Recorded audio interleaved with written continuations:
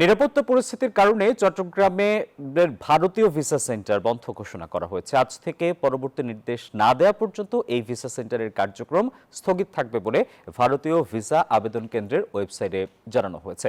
এতে বলা হয়, বর্তমান পরিস্থিতি বিবেচনায় চট্টগ্রামের আইভ্যাক সাময়িকভাবে বন্ধ রাখা হচ্ছে। যাদের ভিসার অ্যাপয়েন্টমেন্টের দিন নির্ধারণ করা ছিল, পরে তাদের জন্য নতুন তারিখ জানানো হবে।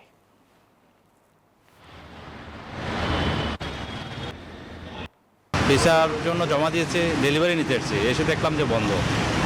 এখন ফিরে যাচ্ছি আর কি। চিকিৎসার জন্য বাইরে যাব, সেই জন্য এখন শুনতেছি বন্ধ, দুইটার জন্য বন্ধ। এখানে বলে হামলা হচ্ছে বৃহস্পতিবারে। তো এইগুলো তো সমস্যা, আমরা তো রোগের জন্য তো এখানে যাচ্ছি। ইন্ডিয়া যাওয়ার জন্য মানে ভিসা প্রসেসিং করার জন্য আসছে এখানে, চিকিৎসার জন্য বাইরে যাওয়ার জন্য। এখন অফিস বন্ধ এখানে।